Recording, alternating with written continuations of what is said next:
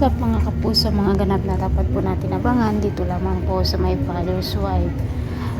Nakuha nga ng loob ni Betsy ang kanyang best friend noon na si Gina, at ang akala naman ni Gina ay totoo itong si Betsy sa kanya, na bumalik na muli ang kanilang pagkakaibigan, ang kanilang pagiging mag best friend noong mga bata pa sila.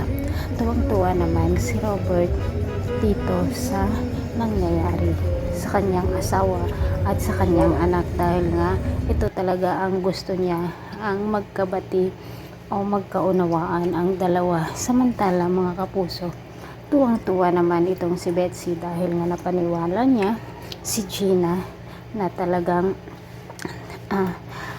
tanggap na niya ito, na talagang mabait na daw ito sa kanya. Ngunit hindi alam ni Gina na may balak pala itong si Betsy, na ang balak nga po nito ay walang iba kundi akitin itong si Gerald.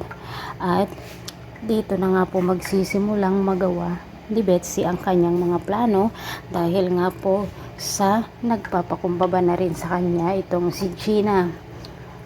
Paniwalang-paniwala naman si Robert na totoo ang lahat ng ipinapakita ng kanyang asawa na si Betsy.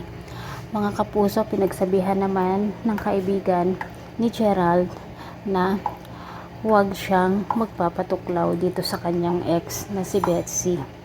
Ngunit mga kapuso, hindi naman maiiwasan ni Gerald ang tukso, dahil nga po lalaki lamang ito. At dito nga po magsisimulang akitin ni Betsy itong si Gerald.